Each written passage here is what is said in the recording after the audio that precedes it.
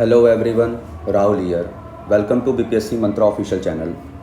I hope theme 1 आप complete कर चुके होंगे, कंसोलिडेट कर चुके होंगे, रिवाइज कर चुके होंगे. चलिए बढ़ते हैं थीम 2 की तरफ. Pre 1857 and 1857 revolt. 1857 के रिवॉल्ट होने से पहले के कुछ देखेंगे हम लोग और 1857 रिवॉल्ट देखेंगे.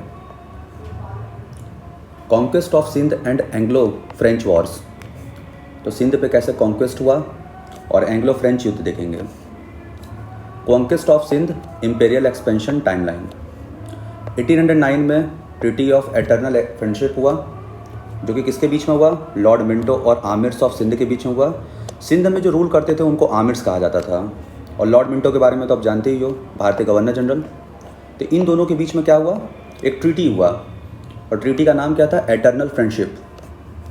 जिसमें क्या बोला गया कि जो आमिर ऑफ सिंध हैं वो ब्लॉक करेंगे फ्रेंच की इन्फ्लुएंस को. ठीक है. और ये कब तक रिन्यू हुआ? 1820 तक. मतलब 1809 में डील साइन हुआ और 1820 में इसको रिन्यू किया गया. सेकंड वन, क्योंकि फ्रेंच से खतरा था. फ्रेंच से किसको खतरा था? ब्रिटिशर्स को खतरा था. 1832 Lord William Bentinck's sent the colonel Pottinger to negotiate a commercial treaty with the Sindh. तो ये दूसरे के कार्यकाल में हम लोग देख रहे हैं. लॉर्ड विलियम बेंटिक के समय में भी कॉलोनल पोटिंगर को भेजा गया नेगोशिएट करने के लिए कॉमर्शियल और ट्रेड ट्रीटी सिंध के साथ. Then after 1838 Lord Auckland forces the armies into accepting a British protectorate during the first Anglo Afghan crisis. इस समय पे हम लोग ने देखा था कि किस प्रकार एंग्लो और अफगान के बीच में युद्ध हुआ और इस समय पर जो लॉर्ड ऑकलैंड है उन्होंने आमिर्स को फोर्स किया कि वो एक्सेप्ट करे ब्रिटिश प्रोटेक्टोरेट. देन आफ्टर मतलब ब्रिटिश की सुरक्षा ओवरऑल. 1839 में Sindh is officially force to sign the humiliating subsidy alliance.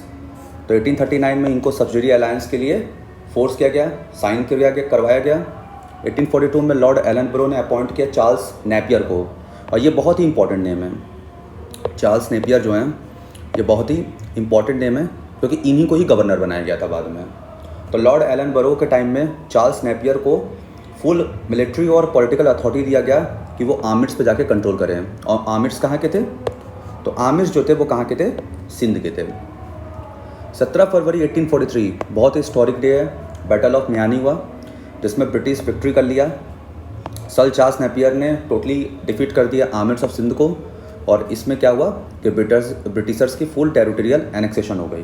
कहाँ पर हुआ? सिंध में हुआ. Napier famously transmitted to concise pun. इन्होंने एक डायलॉग बोला या एक गलती कर दिया बोलने में. पक्कवी. पक्कवी का मतलब होता है आई हैव सीन, मतलब मैंने कुछ गलत कर दिया, जबकि उनको ये बोलना चाहिए था आई हैव सिंध. ठीक. तो ये प्रोनाउंसिएशन मिस्टेक हो गया. Following annexation Charles Napier was appointed as the first governor of Sindh. Exam यहीं पे पॉइंट आउट करता है कि who is the first governor of Sindh. जो अपॉइंट किए गए थे वो थे चार्ल्स नेपियर. चार्ल्स नेपियर को किसने भेजा था? तो लॉर्ड एलन बरो ने भेजा था. ठीक है. और किस पे कंट्रोल पाने के लिए? आमिर्स ऑफ सिंध पर. तो ये पूरा एक टाइमलाइन था कि किस प्रकार जो ब्रिटिशर्स थे उन्होंने सिंध में भी अपना कॉन्क्वेस्ट किया और इंपीरियल एक्सपेंशन किया. ठीक. 1809 में ट्रीटी ऑफ एटर्नल फ्रेंडशिप जो कि लॉर्ड मिंटो और आमिर्स ऑफ सिंध के बीच में हुआ था. 1832 में लॉर्ड विलियम बेंटिक ने कॉलोनल पोटिंगर को भेजा. और 1809 ये जो 1809 है ना, इसी टाइम में एक लॉर्ड मिंटो को ही लॉर्ड मिंटो ने एक और व्यक्ति से डील किया था. उस व्यक्ति का नाम ज़रूर बताएं. और वो सिख से बिलोंग कर रहे थे. तो नाम ज़रूर आप कमेंट बॉक्स में बताएं कि एक ट्रीटी हुई थी लॉर्ड मिंटो का.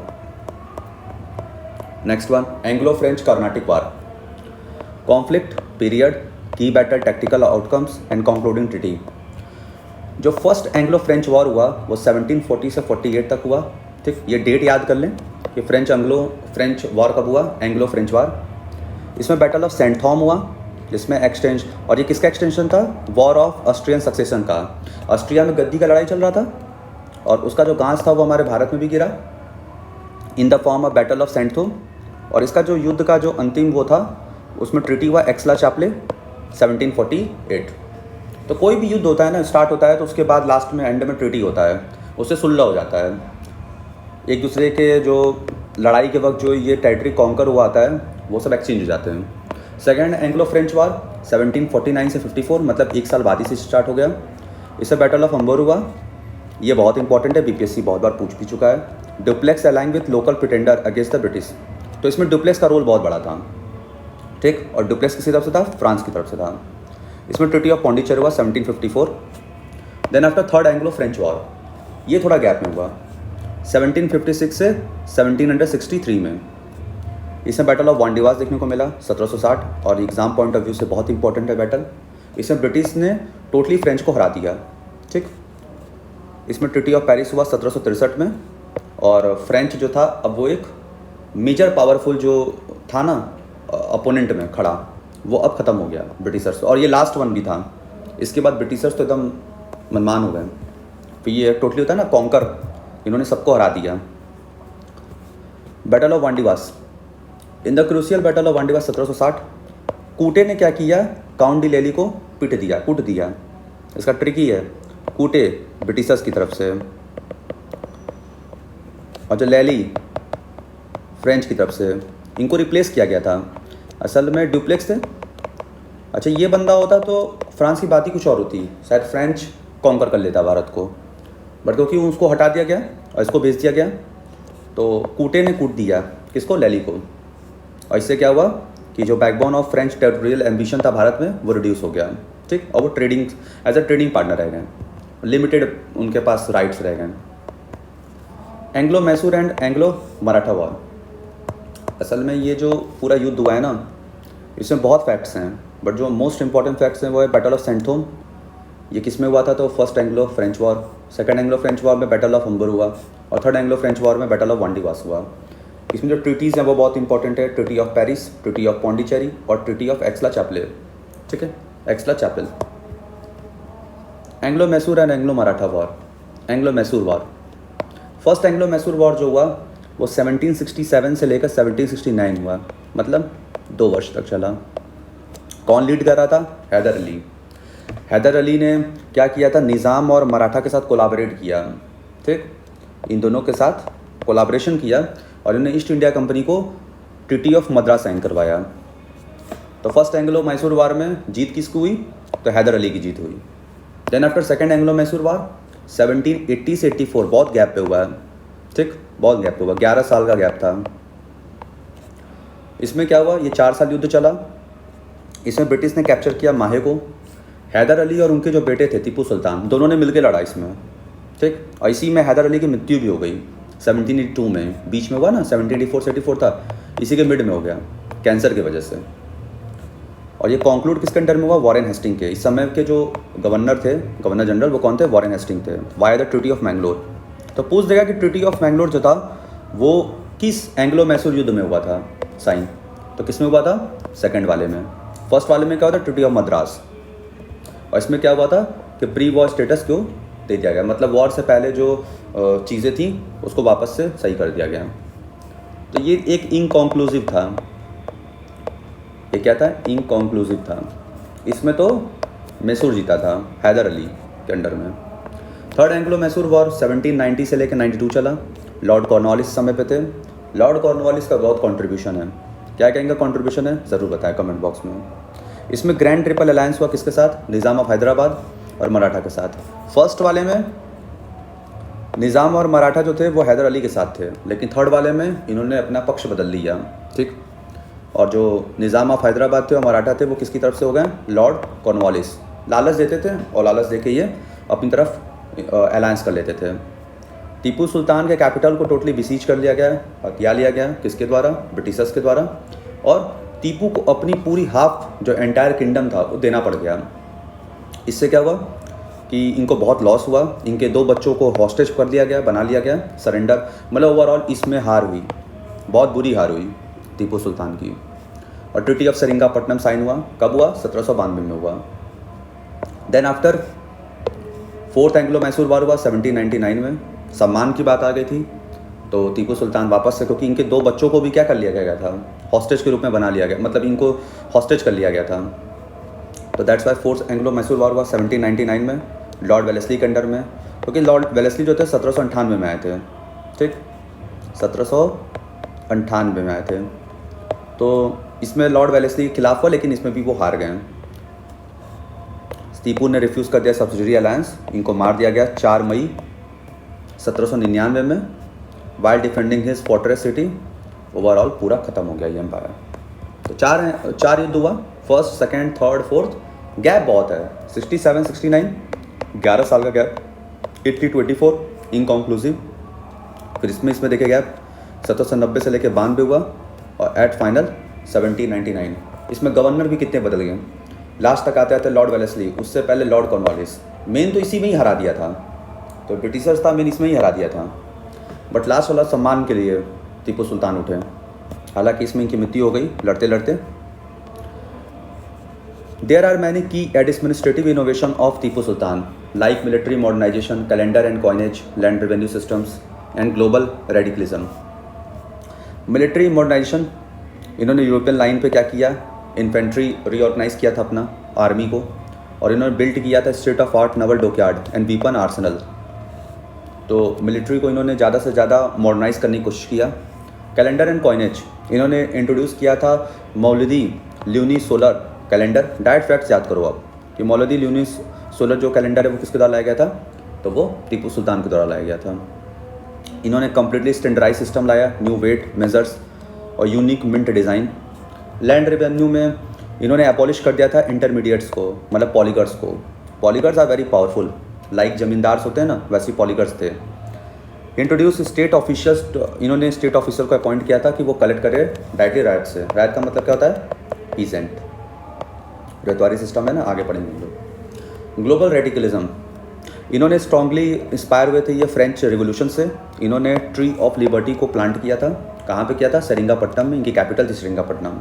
और इन्होंने फ्रेंच के जैकोबिन क्लब को भी ज्वाइन किया था। इनका डिप्लोमेटिक एम्बेसीज भी था, मतलब इनका फॉरेन रिलेशन भी बहुत अच्छा था फ्रांस के साथ। और फ्रांस किसका दुश्मन था, फ्रेंच, और जो थे वो दुश्मन किसके थे, ब्रिटिशर्स के थे। दैट्स वाई कि ये थोड़ा सा ब्रिटिश को और भी वो कर दिया था, फ्रांस, टर्की, ईरान, पेगू मतलब म्यांमार। तो इससे क्या हुआ था, to secure the international anti British alliance. इन्होंने अलायंस सिस्टम भी बनाने की कोशिश किया, फेल हो गए। बट तो this is all about Anglo Mysore war. धीरे धीरे एक दूसरे को कि मतलब जैसे मराठा हुआ, अब मराठा के साथ कोलाबरेट किया ब्रिटिश वाला, और करके किसको हराया, आप खुद देखो यहाँ पर एग्जांपल। फर्स्ट एंग्लो मैसूर में जब हैदर अली के साथ निज़ाम और मराठा थे तो किस तरीके से हरा दिए ये ब्रिटिशर्स को। बट यही थर्ड में आते आते जो मराठास थे और जो निज़ाम्स थे, जब वो साइड हो गए तो किस तरीके से ये हार गए। तो बात साथ साथ की होती है, ठीक। एंग्लो मराठा वॉर, और वो तो यूज़ करने में माइंड थे ही। First Anglo Maratha war 1775 to 1782, 1775 से लेके 1782। और क्यों सपोर्ट किए थे मराठा, उसका भी रीज़न है, वो आगे हम लोग समझेंगे। फर्स्ट एंग्लो मराठा वॉर 1775 से लेकर 1782 पहला हुआ था, और इसमें इंटरनल सक्सेशन केस हुआ था, मतलब with in the Maratha succession के लिए हो रहा था। अलग अलग कंटेंडर खड़े थे गद्दी पे राज करने के लिए। Concluded with the celebrated treaty of Salbai 1782 में हुआ, ठीक। और ये प्रोवाइड किया 20 year of peace between the Maratha confederacy and Mahaji Scindia and Warren Hastings के बीच में। इस समय वॉरेन हेस्टिंग थे। Then after second Anglo Maratha war हुआ 1803 से लेकर 20 साल का हुआ था गैप, 1803 से लेकर 1805। इनिशिएट किसके द्वारा हुआ, पेशवा बाजीराव दो के द्वारा। किसके लड़के थे, रघुनाथ, चाचा था, लेकिन था बहुत मतलब गद्दी इसका प्यारा हमेशा से था, गद्दी इसको चाहिए थी। हालांकि उसको तो हटा दिया गया था, बट वो चाह रहा था कि उसका बच्चा बैठ जाए, लड़का जो था पेशवा बाजीराव टू। तो पेशवा जो बाजीराव टू थे fled Pune and sign the historic, ये जो ट्रीटी है ना, ये बीपीएससी ने भी हाल के एग्जाम में पूछा है, ट्रीटी ऑफ बसैन ऑन 31 दिसंबर 1882। यही जो है इसने ही कमर तोड़ा, इसी ट्रीटी ने, ट्रीटी ऑफ बसैन ने, ठीक है। Becoming to the very first Maratha Peshwa to sign the subsidiary treaty sign, मतलब सब्सिडरी अलायंस ओवरऑल इन्होंने एक्सेप्ट कर लिया। कौन, पेशवा बाजीराव दो। और सब्सिडरी अलायंस ये बहुत क्रिटिकल है बीपीएससी प्रीलिम्स के लिए। इसी जो एंग्लो मराठा युद्ध हुआ ना, सेकंड वाला 1803 से लेकर 1805, 2 साल का जो युद्ध था, इसमें अलग अलग ट्रीटी साइन हुआ। Subsidiary treaty, treaty of Devgaon Bhosle के साथ हुआ 17 दिसंबर 1803 में। ट्रिटी ऑफ सुरजी अंजनगांव सिंधिया के साथ हुआ 30 दिसंबर 1803 में हुआ, 3 में हुआ, 17 बस दिन अलग अलग हैं। ट्रिटी ऑफ राजघाट होलकर के साथ हुआ 1806 में। तो अलग अलग ट्रिटी साइन किया गया in the second Anglo Maratha war, और यहीं से पूरा होता है ना ऋण टूट गया। Because of what? Because of subsidy treaty पे साइन कर दिया गया था। थर्ड एंग्लो मराठा वॉर 1817 से लेकर 1818, कहीं कहीं 1819 भी है, डिपेंड ऑन क्वेश्चन, आप टिक लगा लेना, ठीक है। 1817 में स्टार्ट हुआ, 1818 और 1819, इसमें पेशवाशिप खत्म हो गया था। इसमें पिंडारीज उठे थे, ठीक, बस इतना याद है ना, पिंडारीज उठे थे। ये फोर्ट में काम करते थे, जो फोर्ट्स होता था ना मराठास का, तो जब मराठा ही नहीं रहा तो फिर इनकी नौकरी कहाँ पर, तो इनकी नौकरी खतरे में आ गई थी, दैट्स वाई पिंडारीज उठे थे। बाद में इनको भी दबा दिया गया। तो this is all about Maratha, Anglo Maratha युद्ध। इसमें जो ट्रिटीज़ हुआ है, ट्रिटीज़ बहुत इंपॉर्टेंट है, ठीक, बीपीएससी एग्जाम में ट्रिटीज़ का इंपॉर्टेंस बहुत ज़्यादा है। तो आप ट्रिटी फोकस करें कि कौन सा ट्रिटी किसके साथ हुआ और किस में हुआ, क्योंकि एक बार तो युद्ध हुआ नहीं किसी के बीच में। सबसे जो छोटा युद्ध हुआ है वो सिख के साथ हुआ है, सिख के साथ 2 ही बार हुआ है, और सबसे ज़्यादा जो हुआ है वो मैसूर के साथ हुआ है, 4 तो हुआ है, ठीक, और बाकी के साथ जो एक नॉर्मल देखा जाए एवरेज तो 3 बार हुआ है। Early European encroachment, Portuguese piracy, और ये बहुत इंपॉर्टेंट ऑल अबाउट, जैसे पिंडारीज हो गया थर्ड वाला। Treaty of Devgaon, treaty of Surji Anjangaon, treaty of Rajghat, ये तो अभी हाल में ही पूछा है क्वेश्चन। ट्रिटी ऑफ बसैन ऑन 31 दिसंबर 1802। क्यों ये इंपॉर्टेंट क्यों जाता है? क्योंकि इसी की वजह से क्या हुआ था कि लॉर्ड वेलेस्ली ने सब्सिडी अलायंस पर साइन करवा दिया था। ट्रिटी ऑफ सालबाई 1782, विनाशकाल है विपरीत बुद्धि, इसी एग्जाम्पल है। Early European encroachment, Portuguese piracy, Portuguese वाले जो थे वो क्या किए थे, हुगली पे मतलब बंगाल पे इन्होंने क्या किया था कि पायरेसी स्टार्ट कर दिया था, चोरी करना स्टार्ट कर, डकैती स्टार्ट कर दिया था, स्लेव का ट्रेड करना स्टार्ट कर दिया था। इससे बड़ा परेशान होकर क्या किए मुगल ने 1632 में, और कौन थे? शाहजहाँ थे। शाहजहाँ ने कमांड किया किसको? बंगाल के गवर्नर कासिम खान को, कि भाई full scale military siege operation start करें हुगली में, जिससे क्या किया गया, पुर्तगीज़ को टोटली अप्रूव कर दिया गया। लास्ट में पुर्तगीज़ तो डकैती स्टार्ट कर दिए थे उस क्षेत्र में। प्राइमरी सोर्स क्या है कि इसका वर्णन कहाँ किया गया है इस चीज़ का? कहीं तो वर्णन होगा कि इन्होंने किया भी था कि नहीं किया गया था।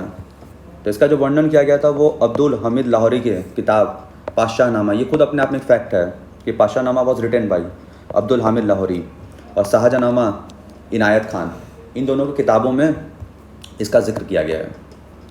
पहला जो क्रिश्चियन चर्च था वो कंस्ट्रक्ट किया गया था बंगाल में by the Portuguese friar in the year 1599 at Bandel. तो जो पहला क्रिश्चियन चर्च था वो किसके द्वारा लाया गया था? तो पुर्तगीज़ के द्वारा ही किया गया था स्टैब्लिश 1599 में। कब किया गया था? 1599 में। कहाँ पे? बांदेल में। पहला गवर्नर फ्रांसिस्को डी अल्माइडा 1505 से लेकर 1509 में। इन्होंने ब्लू वाटर पॉलिसी लाया था, कार्टे सिस्टम, कि मतलब जो अरब सागर है इस पर इन्हीं का हुकूमत है, इनसे बिना पूछे कोई वहाँ पे आ नहीं सकता है। तो इसमें नवल सुप्रीमेसी इनका था इंडियन ओशियन पर। इसके बाद भी आए थे, ये तो थर्ड नंबर के थे, इससे पहले भी थे अल्बर्क्यू आए थे। उन्होंने भी बहुत मतलब उनकी तो पॉलिसी ही थी कि नेटिव हो जाओ, कहाँ गया, नेटिव हो जाओ मतलब वहीं पे शादी कर लो, और प्लस इन्होंने कॉन्कर भी किया था, लाइक गोवा को किया था 1510 के अप्रॉक्स में किया था, ठीक, सुल्तान ऑफ बीजापुर से। तो अल्बर्क्यू ने भी बहुत किया, वही तो रियल थे, उन्होंने ही सब कुछ किया था, उन्होंने पुर्तगीज़ को बढ़ाया था। देन आफ्टर न्यूना दुगुना 1529 से लेकर 1538 officially shifted the primary Portuguese administrative headquarters and capital from Kochi to Goa in the year 1530। क्या बोला गया? गोवा को कॉन्कर कौन किया था? अल्बर्क्यू ने किया था, बट उसको जो कैपिटल शिफ्टिंग हुआ था कोची था पहले, भाई कोची में ही तो आए थे वो सब। तो कोची से गोवा कब किया? 1530 में किया किसने? न्यूना दा कुन्ना। ये तो वही व्यक्ति थे ना जिन्होंने गुजरात के राजा को फेंक दिया था पानी में। देन आफ्टर, और किसको फेंका था नाम बताएं, ठीक है, नाम बताएं कमेंट बॉक्स में। Company counter part at the time of incorporation of English East India company in London 1600 the contemporary, अच्छा ठीक। ईस्ट इंडिया कंपनी का जो एस्टेब्लिशमेंट हुआ था, इसमें क्या बोला गया है कि जो ईस्ट इंडिया कंपनी का एस्टेब्लिशमेंट हुआ था तो उस समय पे जो कंटेम्प्रेरी राजा थे वो कौन थे? अकबर थे। ठीक, क्योंकि ये बना था 1600 लंदन में बना था। ठीक है, 31 दिसंबर का टाइम था। डेट जब प्रिसाइज देखा जाए तो 31 दिसंबर को बना था, और उस समय पे अकबर थे राजा। लेकिन जो मेन जो पूरा ये एक्सपेंशन की ये जो परमिट्स लिए वो किसके राज में हुआ? वो ज़रूर बताएं। क्या जहांगीर थे? Core BPSC prelims hacks, Patna factory series. Dutch east India company ने, ये डायरेक्ट फैक्ट्स है, डच ईस्ट इंडिया कंपनी ने कब अपना पहला फैक्ट्री लगाया था पटना पे? 1632 में। ठीक, और ये हाईली रिपीटेड बीपीएससी पीवाईक्यू है। English East India Company first attempt to establish a factory at Alamganj. Alamganj एक जगह है पटना में, 1620 में, बट इसको बंद कर दिया गया। जो परमानेंट फैक्ट्री था पटना में वो 1651 में, मतलब डच के बाद लगाया गया, जो कि अब क्या हो गया है, गवर्नमेंट का प्रिंटिंग प्रेस प्रीमाइस है गुलजारबाग।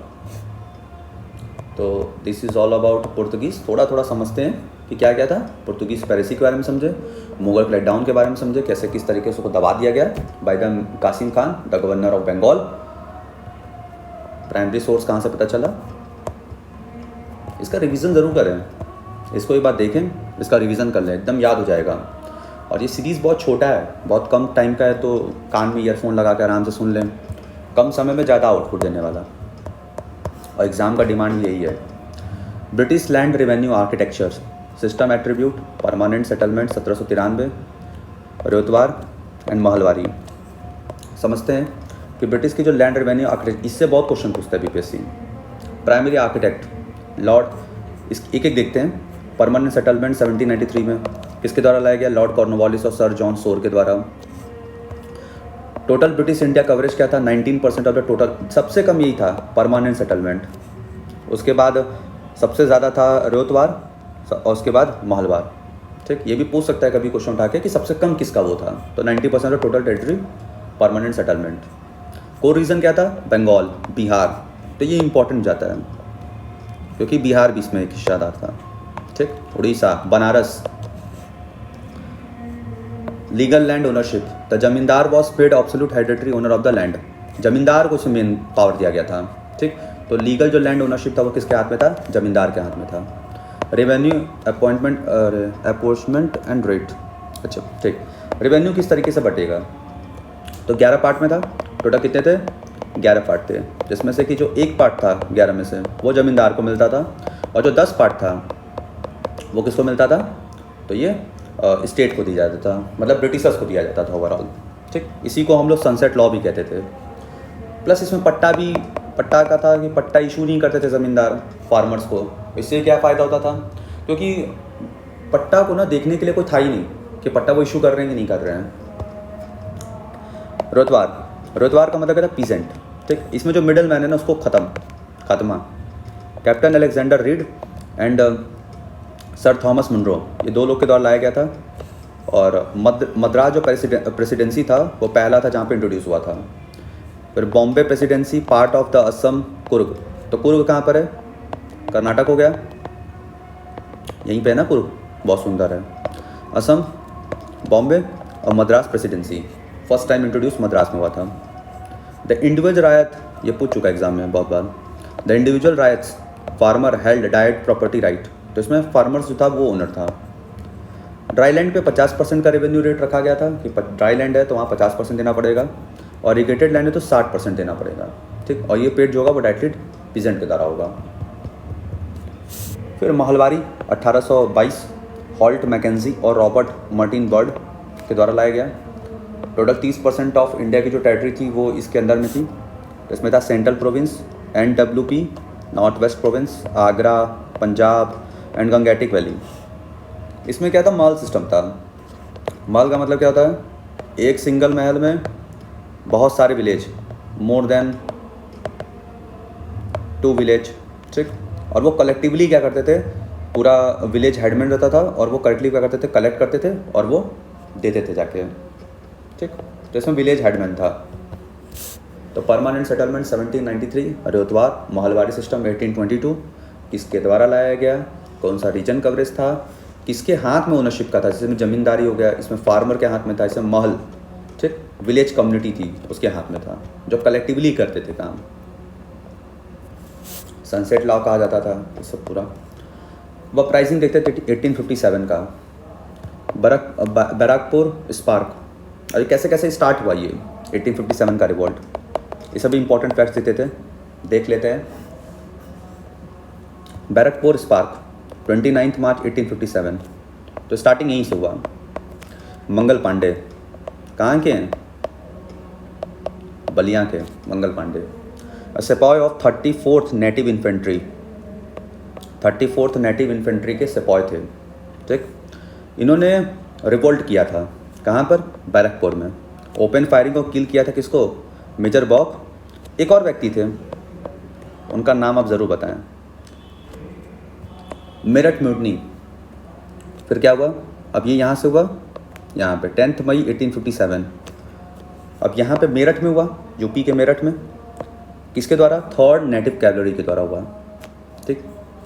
फिर उसके बाद the fall of Delhi, mutineer immediately abandon the Meerut on the 10th May, ठीक। यहाँ निकल गए तुरंत रातों रात और पहुँचे कहाँ पर? दिल्ली। दिल्ली के पास ही है मेरठ, और उन्होंने कैप्चर कर लिया दिल्ली को कब? 12 मई 1857 में। और उन्होंने किसको माना अपना राजा, या उन्होंने किसको माना अपना लीडर? बहादुर शाह जफर, बूढ़ा सा राजा, मुगल एम्परर, इनको क्या माना गया? Nominal emperor of Hindustan. Core regional leader and British counter insurgency, fail होने का रीज़न भी यही था कि एक बुढ़ा व्यक्ति, एक बुढ़ा मुगल शासक को आप बना दे रहे हो एक इतने बड़े रिवॉल्ट का लीडर, तो ये तो होना ही था, फेल होना, तो एक रीज़न था, ठीक।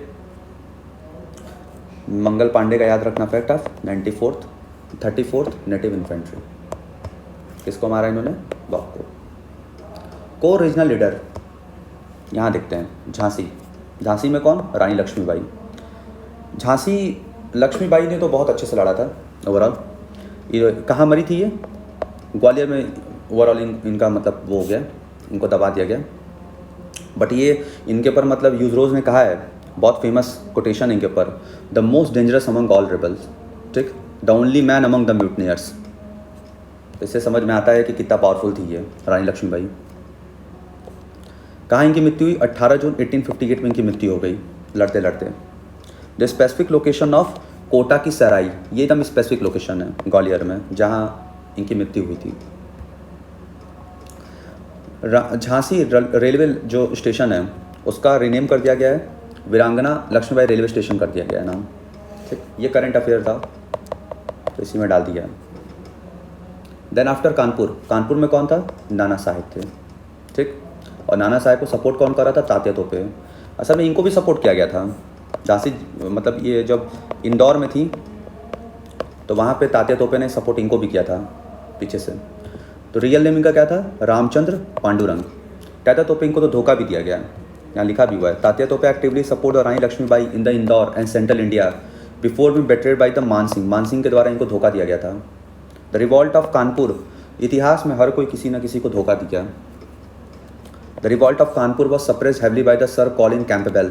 6 दिसंबर 1857 में दबा दिया गया कानपुर में। और कानपुर में कौन थे? नाना साहेब थे। नाना साहेब कौन? 1818 में जब पेशवाशिप ख़त्म किया गया तो वहाँ से भेज दिया गया इन लोग को, तो ये कानपुर में आकर रहने लगे थे। जो अगले वंशज थे तो यही थे जो उठे थे फैज़ाबाद। अब जब हक मारे गए तो फिर हर जगह से लोग अपने अपने उसके लिए उठे थे। फैज़ाबाद कौन थे? मौलवी अहमदुल्ला थे, ठीक। और ये बहुत extremely popular religious military figure थे, ठीक। इन्होंने जिहाद को प्रीच करवाया against the British. The British army regarded him as a incredibly formidable foe, ठीक। और इनके पास तो बॉन्टी भी रखा गया, इतने खतरनाक थे। 50,000 रुपये का। बरेली से थे खान बहादुर खान। कौन कहाँ से था ये बहुत इंपॉर्टेंट है लड़ना। रोहिला रूलर्स के क्या थे? डिसेंडेंट थे खान बहादुर खान।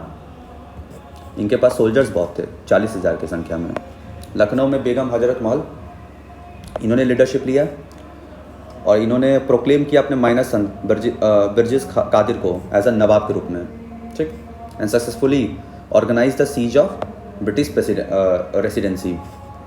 दिल्ली की तरफ से कौन था? तो दिल्ली तो अभी हम लोगों ने देखा था बहादुर शाह जफर के अंडर में था, जबकि रियल एक्सिक्यूटिव और मिलिट्री जो ऑपरेशन लीडरशिप था वो भक्त खान के उसमें था। हम लोगों ने पढ़ा ना ऊपर कि ये नॉमिनल थे, बट जो लीडरशिप संभाला जो रियल वाले थे वो कौन थे? भक्त खान। कहाँ से थे? बरेली से। Allahabad lead with the great organisation by the Liaquat Ali who acted as a governor under the rebel emperor. तो इलाहाबाद में कौन थे? लियाकत अली। बनारस में भी यही थे, इलाहाबाद बनारस ये सब क्षेत्र। असम, दीवान मनीराम दत्ता, जिन्होंने प्रोक्लेम किया था अपने young grandson of the Ahom king as a ruler, बाद में पकड़ा गया और इनको लटका दिया गया। एक चीज़ नोटिस करेंगे आप, तो ज़्यादा से ज़्यादा जो कोर रीजनल लीडर थे वो उत्तर प्रदेश, बिहार, ठीक, यहीं से देखने को मिले थे हमको मैक्सिमम। और ये अभी नहीं, हमेशा हर रिवॉल्ट में देखने को मिलेंगे ज़्यादातर जो पार्टिसिपेशन था। अल्टीमेट बीपीएससी गोल्ड माइन, आप देखते हैं इसमें थोड़ा सा बीपीएससी के बारे में, बीपीएससी स्पेसिफिक 8057 का माइक्रो डिटेल्स। फर्स्ट, कहाँ से स्टार्ट हुआ? बिहार में, रोहिणी विलेज से। एक एक पॉइंट याद होना चाहिए कि रोहिणी विलेज से स्टार्ट हुआ। 1857 आउटब्रेक हुआ, ठीक, कब? यहाँ पे हुआ जून 12, 1857 में, रोहिणी विलेज, जो कि देवगढ़ डिस्ट्रिक्ट में, झारखंड में अब है। तब तो अलग हुआ नहीं था, झारखंड से तो अलग 2000 में हुआ ना। तो 1857 जून 12 को यहाँ पे स्टार्ट हो गया सबसे पहले। कहाँ पर? रोहिणी विलेज में। Soldier of 5th irregular cavalry rose in arms and killed the British officer Norman Leslie और डॉक्टर ग्रांट। ये दो लोग को इन्होंने खात्मा कर दिया। फिर पटना सिटी रिबेलियन हुआ, ये तो बहुत इंपॉर्टेंट है, 3 जुलाई 1857, जून के बाद जुलाई, ठीक। और इसमें कौन थे? पीर अली थे, एक बुक सेलर थे, लोकल बुक सेलर, ये उठे। और जो पटना कमिश्नर थे विलियम टेलर, इन्होंने ब्रूटली क्रश कर दिया इस मूवमेंट को, ठीक, और लटका दिया किसको? उसको, पीर अली को लटका दिया और 16 एसोसिएट को भी लटका दिया। फिर दानापुर म्यूटनी हुआ 25 जुलाई 1857 में। 3 separate native infantry regiment station किया गया मेजर दानापुर कैंटोनमेंट में, ठीक। और जो तीन सेपरेट नेटिव इन्फेंट्री रेजिमेंट थे ना, ये क्या किए? बात मानने से मना कर दिए और सोन नदी को क्रॉस करके ये शाहबाद डिस्ट्रिक्ट पहुंच गए, जहाँ पे ये किसको सपोर्ट दिखाया? अपना कुंवर सिंह को दिखाएं, ठीक। तो दानापुर म्यूटनी 25 जुलाई 1857, यहीं से खेला स्टार्ट हो गया मेन। वीर कुंवर सिंह सीन में आ गए। जगदीशपुर, भोजपुर, ठीक, भोजपुर में एक जगह है जगदीशपुर, वहीं से बिलोंग करते हैं वीर कुंवर सिंह। 80 साल के एक लोकल राजपूत जमींदार थे जगदीशपुर के, और 80 साल की उम्र में इन्होंने जो लीडरशिप संभाली थी ना, काबिल तारीफ था। 26 जुलाई 1857 ही tracked British forces lead by captain Dunbar. Full इन्होंने आरा को टोटली लिबरेट कराया, ठीक।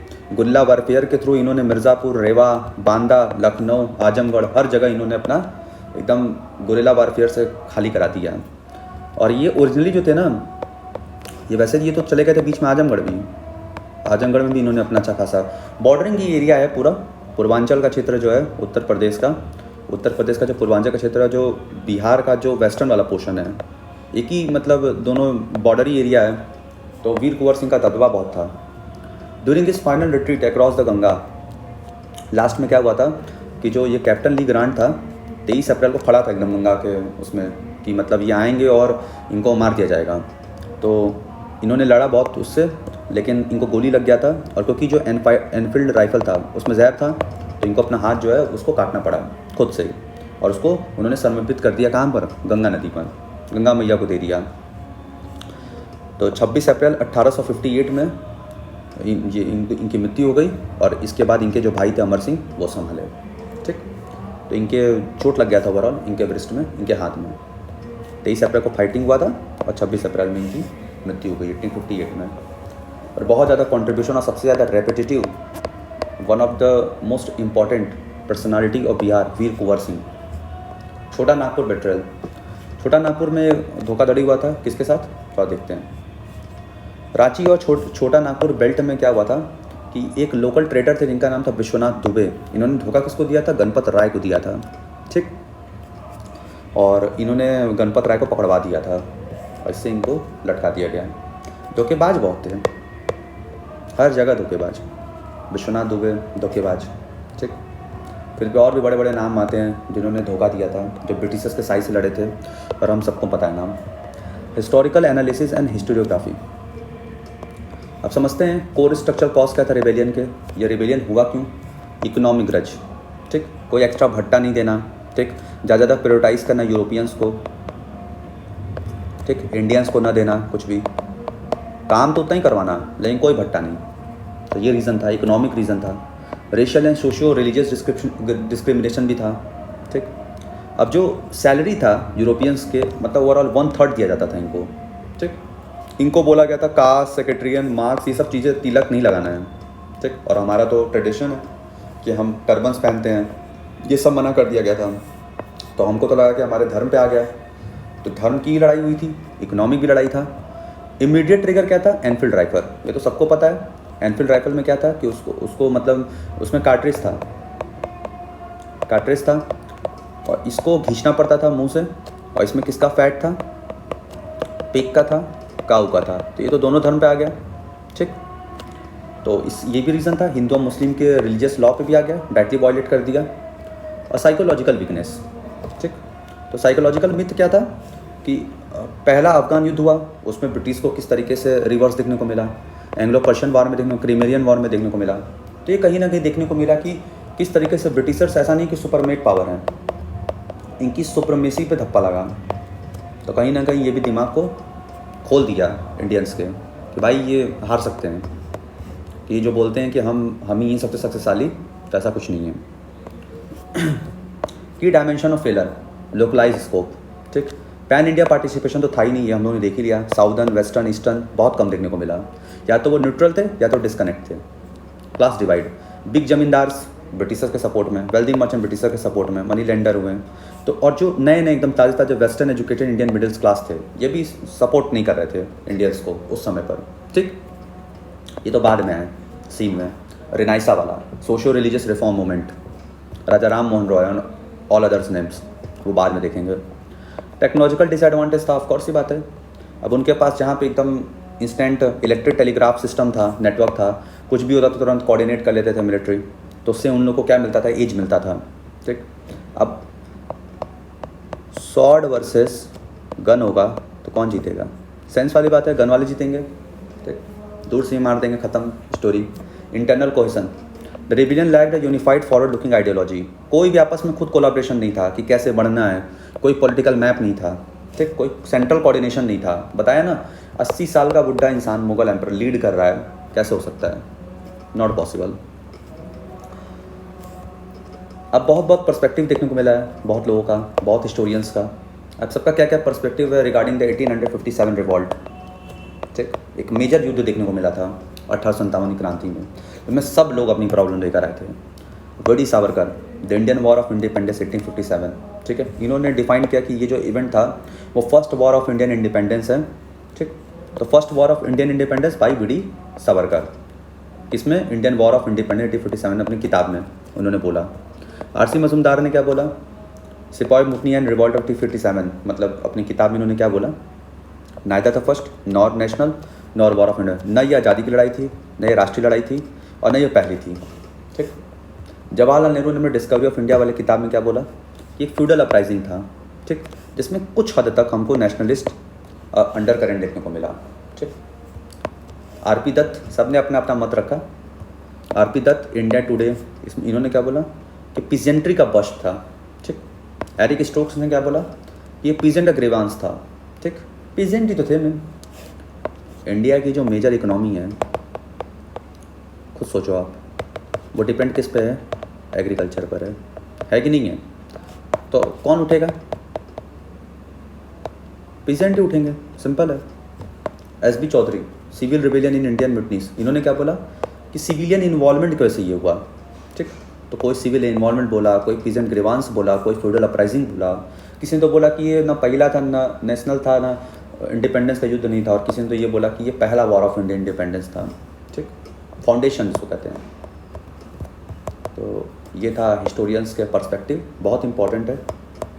देन आफ्टर क्विक रेफरेंस देख लेते हैं जो हम लोगों ने पढ़ा।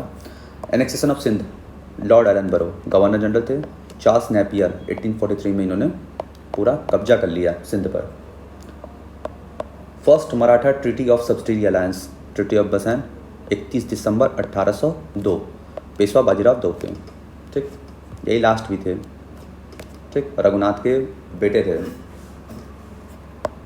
परमानेंट सेटलमेंट एक्सटेंट इन बिहार इंट्रोड्यूस, और जो इनके जो माता जी थी ना, रघुनाथ जी की जो बीवी थी, वो तो और मतलब वो तो और डेंजरस थी इनसे, ठीक, उनके बारे में तो अलग ही स्टोरी है, पर उसको कभी और हम लोग फ्यूचर में चर्चा करेंगे उसके बारे में, जब मैं आगे चल के कभी फाउंडेशंस में पढ़ाऊँगा।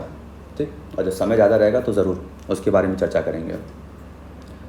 परमानेंट सेटलमेंट एक्सटेंट इन बिहार कॉर्नवालिस के द्वारा लाया गया 1793 में।